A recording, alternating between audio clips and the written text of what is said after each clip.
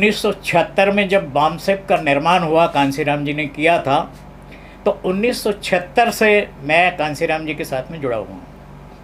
पहले बामसेप बनी 6 दिसंबर 76 को, और उसके बाद DS4 बना 6 दिसंबर 81 को, और उसके बाद 14 अप्रैल को BSP बनी। ये जब भी जिस संस्था का निर्माण हुआ, हर समय मैं साथ में था। और स्पेशली जब बामसेप बनी तो सन 80 में रामलीला ग्राउंड दिल्ली में इसका अधिवेशन हुआ, तो मैं जबलपुर से 100 लोगों को लेकर आया था। कब? 1980 में। 1981 जनवरी में कांसीराम जी जब जबलपुर आए तो एक हफ्ता तक वो मेरे घर में ठहरे थे, विशेष बात है। और हम लोग पैदल घूमते थे, 15-15 किलोमीटर, 20-20 किलोमीटर। और उसके बाद मैं इधर जबलपुर से नौकरी करने के लिए इधर खुर्जा के पास या बुलंदशहर के पास में एक बिपकाल नाम की एक कंपनी है जो पोलियो ड्रॉप्स बनाती है बच्चों के, उसमें मैं DGM एडमिनिस्ट्रेटर था। वहाँ से मैं रिटायर हुआ। हमारे पास काम करने वाले लोग जो हैं, मैं अब तो BSP नहीं करता, लेकिन BSP नहीं करता इसका मतलब ये थोड़ी है कि मैं BSP से बाहर हूँ। और मैं किसी की बुराई करना ठीक नहीं समझता। मान्यवर कांसीराम जी 2003 में जब बत्रा हॉस्पिटल में पैरालिसिस के लिए वजह भर्ती थे, और उसके बाद तो 9 अक्टूबर 2006 को वहाँ से उनकी डेड बॉडी ही निकली। ऐसा क्यों हुआ? इसका एक कारण है।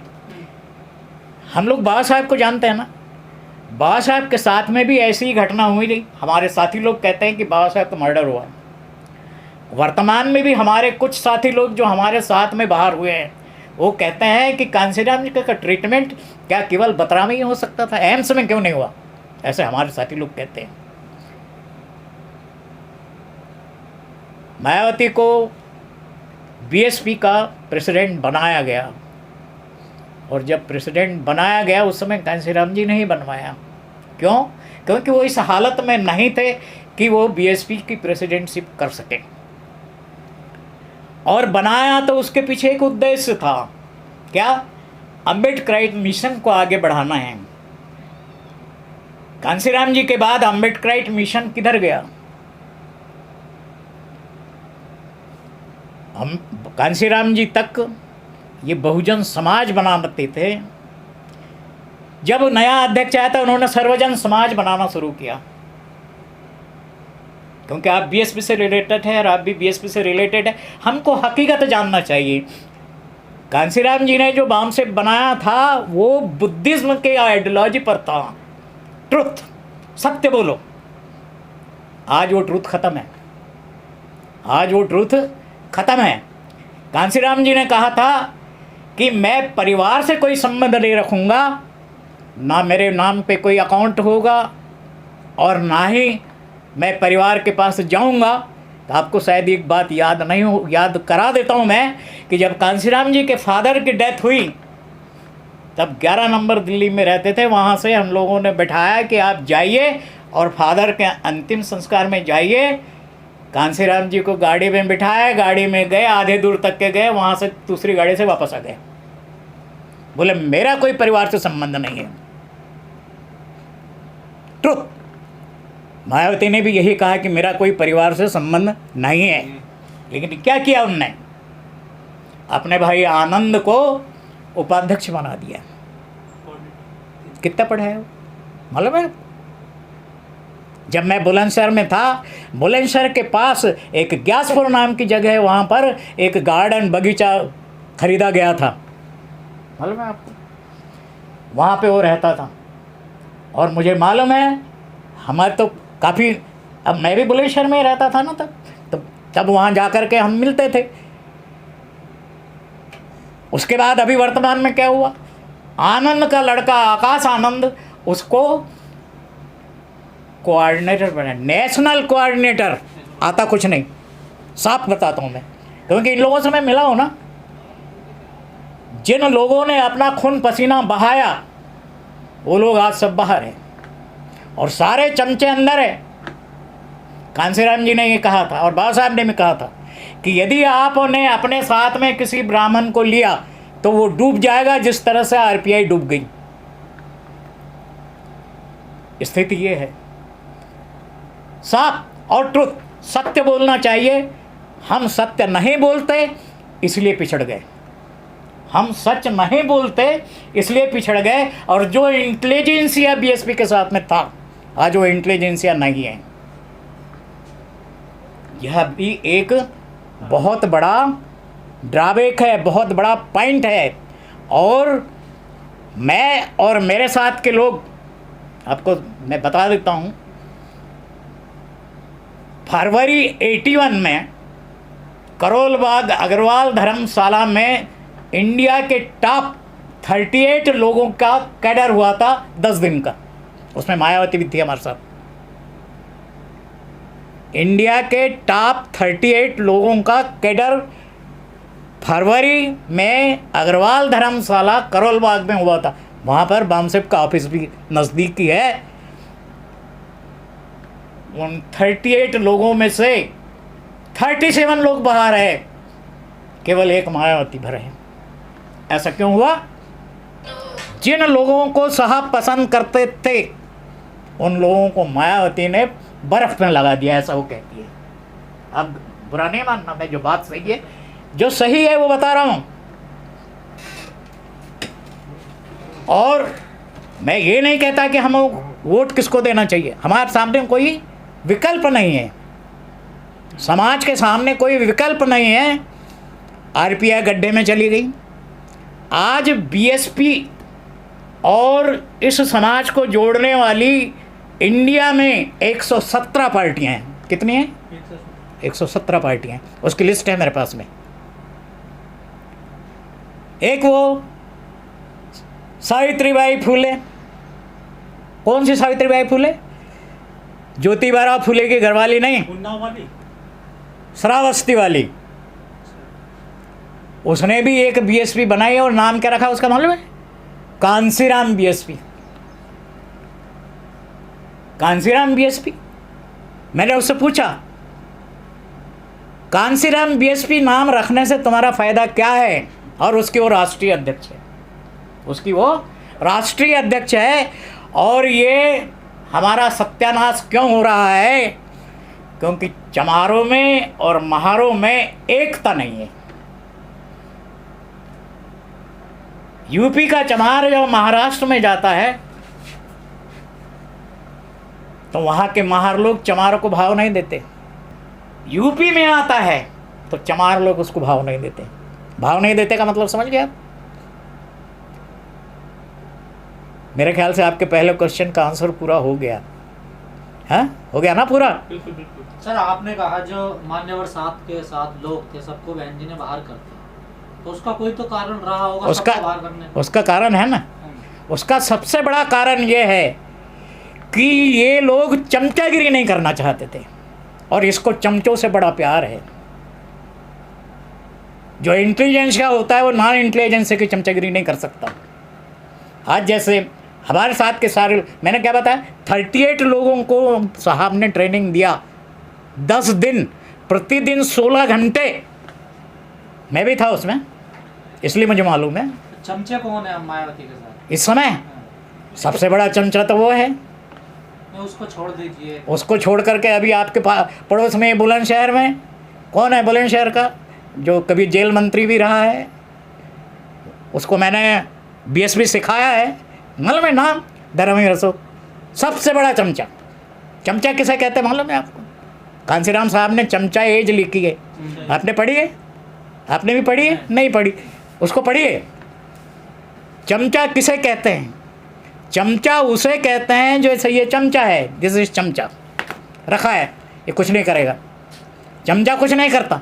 चमचे में अपनी बुद्धि नहीं होती, चमचे में अपनी बुद्धि नहीं होती। चमचा क्या करता है? चमचा जिस हाथ में होता है उस हाथ के लिए काम करता है।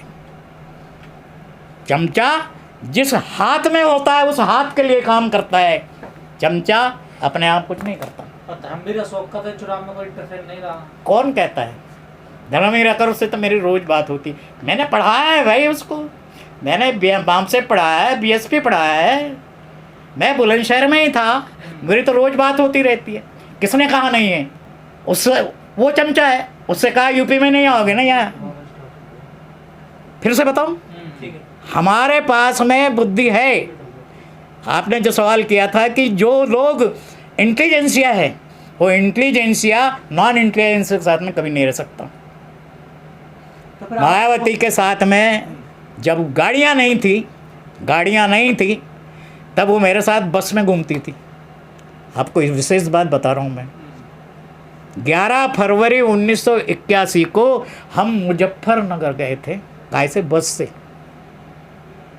तो आप चाहते हैं अभी भी गाड़ी में घूमे मायावती? अब तो घूमे, मैं ऐसा नहीं चाहता, मैं क्या बता रहा हूँ कि कहाँ स्थिति थी, अर्श से फर्श पे आ गए लोग, अब वो स्थिति नहीं है। हम जब शुरुआत किया था, कांशीराम साहब ने जब शुरुआत किया था, तब उन्होंने एक बात कही थी, बाबा साहब ने भी वही बात कही थी।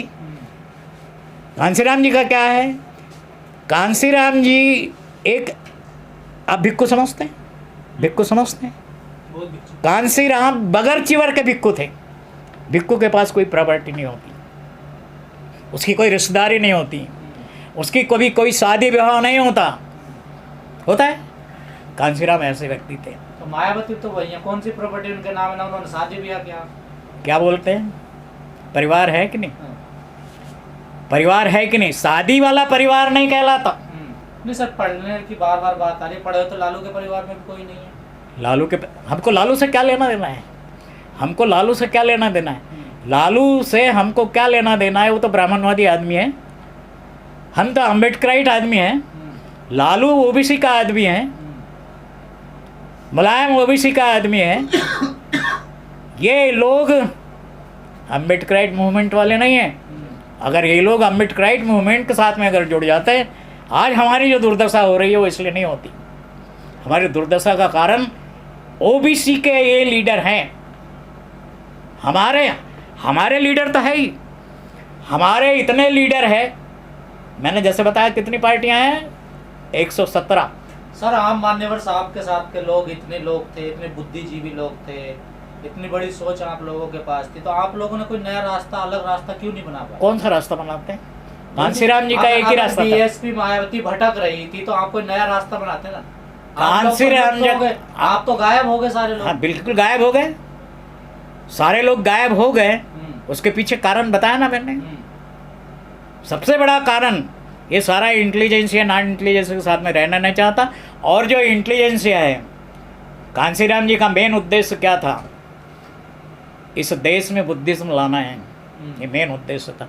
उन्होंने बुद्धिज्म के नाम पर भी एक बुद्धिस्ट रिसर्च सेंटर भी बनाया था। सर, ये भंते भी कहते हैं रोज जो दारू पीते हैं ना, अय्यासी करते हैं, हाँ, क्या बुद्धिज्म लाएंगे भारत में? ये जो भंते दिन रात दारू अय्यासी कर रहे, पी रहे हैं। आपको मैं एक सलाह देना चाहता हूँ। बुद्ध यहाँ पैदा हुए थे, लेकिन बुद्धिज्म तो ख़त्म हो गया था। लेकिन लाया किसने? बाबा साहब ने लाया। और बाबा साहब ने अपनी एक किताब लिखी है, what is the future of Buddhism. उस किताब में उन्होंने लिखा है कि इस देश में अगर बुद्धिज्म को किसी से खतरा है तो इस देश के भिक्खुओं से। इसलिए ये भिक्खु लोग क्या कर रहे हैं? बेवकूफ़ बना रहे हैं। किसको बेवकूफ़ बना रहे हैं? हम लोगों को। जो बुद्धिज्म जिसने नहीं पढ़ा, मैं तो उसको अनपढ़ समझता हूँ। सर, आपने कहा मान्यवर साहब यहाँ बुद्धिज्म लाना चाहते थे जी, तो बहन जी को बुद्ध में क्यों नहीं कर पाएगा? वो तो मैं एक ही चीज़ को बार बार रिपीट नहीं करना चाहता। और इतनी बड़ी कमान सौंप दी बहन जी को, उन्होंने कुछ तो सोचा ही होगा। हाँ, सोचा था ना, सोचा था। उन्होंने ये सोचा था कि ये कुछ करेगी, मेरे कारवां को ये आगे बढ़ाएगी। अब ज़्यादा अंदर में नहीं जाना चाहता। वो तो आज भी कह रही है मैं कारवां को बढ़ा रही हूँ, मिशन है। वो कहने से थोड़ी होता है। पब्लिक ने दिखना चाहिए, पब्लिक में दिखना चाहिए कि वो कारवा को अगर आगे बढ़ाती, तो जैसा आपका सवाल है, एक सीट नहीं आती कभी। कारवा को यदि आगे बढ़ा रहे हैं तो एक सीट नहीं आती। यही कह रहे हैं ना तमाम लोग, कारवा को बढ़ाने के चक्कर में वो राजनीति भूल गई हैं। नहीं, ऐसा नहीं है। आज का परिदृश्य राजनीति का कुछ और है और वो अपने उसी मिशन, उसी पुराने ढंग पे चल रही है। वो पुराने ढंग पे नहीं चल रही है, वो पुराने ढंग पे नहीं चल रही है। लोग क्या कहते हैं वो छोड़ो, तमाम लोग तो यही कह रहे हैं कि बदलाव भी नहीं हुआ बीएसपी में। नहीं नहीं, तमाम लोग क्या कहते हैं वो एक तरफ रखो, हम क्या सोचते हैं ये एक तरफ रखो। हमारा क्या है, हमने इस बात को देखना चाहिए कि जो वो कह रही है वो क्या सच कह रही है, ना बाबा साहब के सिद्धांत को फॉलो कर रही है और ना खान। अगर सर सच नहीं, पूरी बात सुन लीजिए सर, सच नहीं कह रही तो इस समाज में तमाम नेता आए, हाँ, जो मायावती को दिन रात गाली देते हैं, वो अपना पद बनाना चाहते हैं, उन्हें एक्सेप्ट नहीं करा समाज ने आज तक। हाँ। मायावती को एक्सेप्ट करा समाज ने अब तक। हाँ, समाज ने एक्सेप्ट किया ना। हाँ। समाज ने एक्सेप्ट किया इसलिए अगर तो वो गलत थी तो क्यों एक्सेप्ट कर रहा था? समाज ने एक्सेप्ट किया इसलिए तो एक सीट आई। समाज ने अगर एक्सेप्ट किया होता तो एक सीट नहीं आती। ये स्थिति तो आज बन गई ना सर, पहले से तो एक्सेप्ट कर रही है ना। देखिए, चक्र है जो घूमता है। पहले हम क्या थे और आज हम क्या है, पहले हम क्या थे और आज हम क्या है। कांसीराम जी अगर होते हमको ये दिन देखने नहीं पड़ते। आज जो हम दिन देख रहे हैं ये हमको दिन देखने नहीं पड़ते, क्योंकि कांसीराम जी के जो वॉलेंटियर्स हैं, फिर से मैं बोल दूं, वो वॉलेंटियर्स जिंदा रहते। अगर वो वॉलेंटियर्स जिंदा होते और वो बीएसपी के साथ होते तो आज जो बीएसपी की स्थिति है वो स्थिति नहीं होती। आपको और बता दूं मैं कुछ चीज़ें।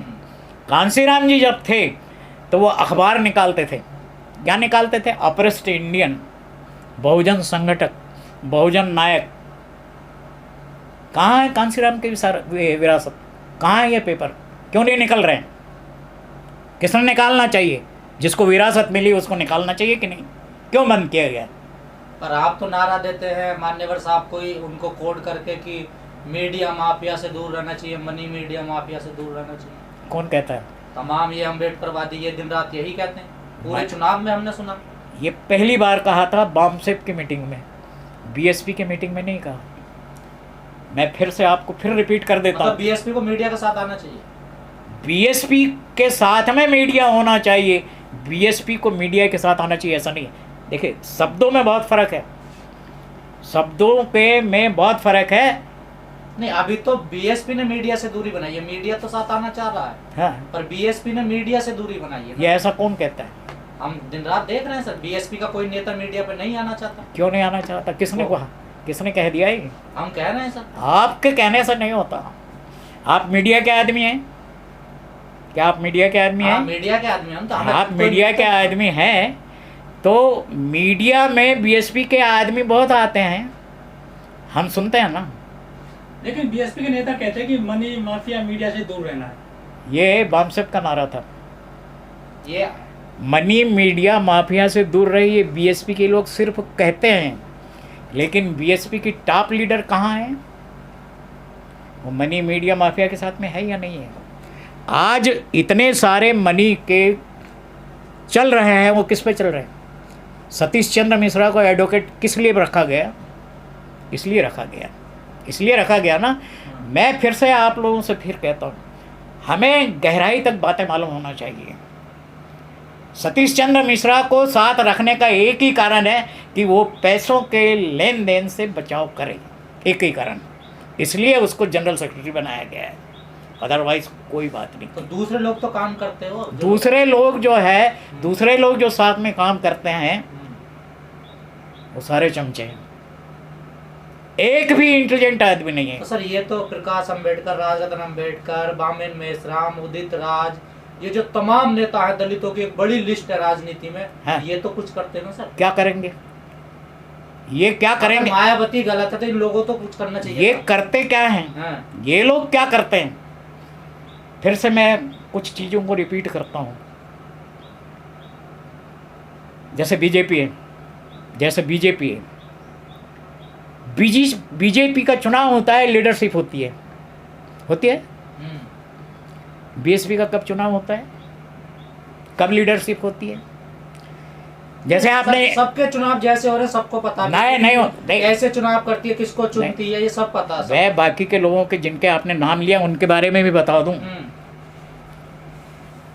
हम राष्ट्रीय अध्यक्ष मरते तक दम तक रहेंगे।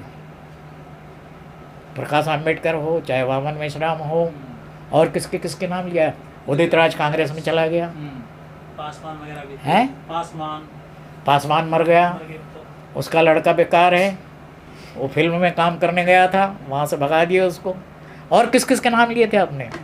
एक नया उभरता चेहरा चंद्रशेखर आजाद है। चंद्रशेखर आजाद क्या कर रहा है, कुछ नहीं कर रहा, बोलता है मैं वकील हूँ। और बताइए 2-4 नाम, और नहीं तो मैं बताऊंगा और नाम।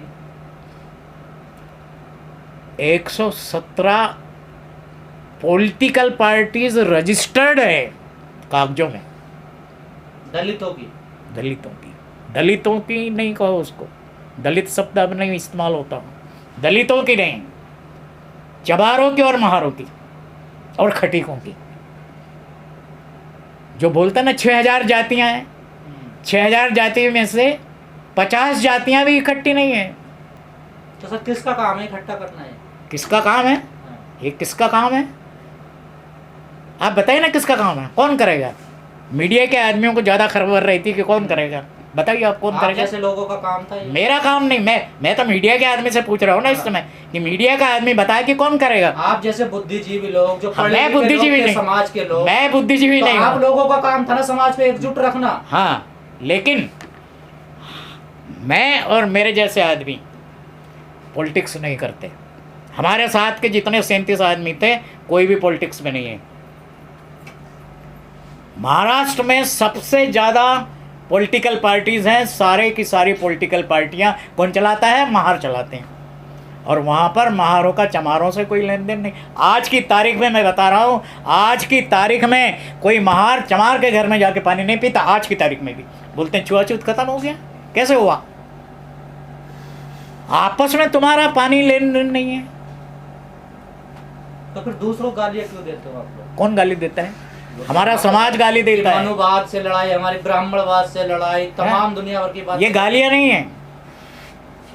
कांसीराम साहब ने एक बात कही थी, मैंने पूछा था उनसे, जब ट्रेनिंग के पीरियड में हमने एक बात पूछी थी कि आप हमेशा ब्राह्मणों के खिलाफ ही क्यों बोलते हो, ये पूछा था मैंने। उन्होंने जवाब दिया था, अगर हमें अपने लोगों को इकट्ठा करना है तो जिन लोगों ने हमारा उत्पीड़न किया उनके खिलाफ तो बोलना ही पड़ेगा। जिन लोगों ने हमारा उत्पीड़न किया, जिन लोगों ने हमें शूद्र बनाया, उनके खिलाफ तो बोलना पड़ेगा ना। अभी वर्तमान में जैसा जो चल रहा है, जैसा कश्मीर फाइल्स चल रहा है, कश्मीर फाइल और सुधरादी राइजिंग, आपने देखा सुधरादी राइजिंग? देखा है? कई बार देखा। क्या है विशेषता उसमें? वही वर्ण व्यवस्था है उसमें, और क्या। आपने वो भी देखा, जय भीम भी देखा होगा।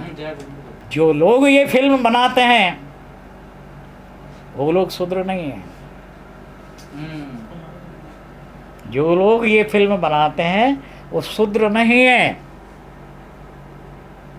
शूद्रों के पास में इतनी ताकत नहीं है कि वो अपनी फिल्म बनाए। एक हमारे जो है रमेश थेटे, जो रिटायर्ड IAS ऑफिसर है, उन्होंने क्या बनाया है, फिल्म बनाई है। कौन सी फिल्म बनाई है? आप मीडिया के आदमी हैं, आप बताइए कौन है? भीमा कोरेगांव। अभी तक रिलीज क्यों नहीं हुई? क्योंकि उस फिल्म का बनाने वाला शूद्र है।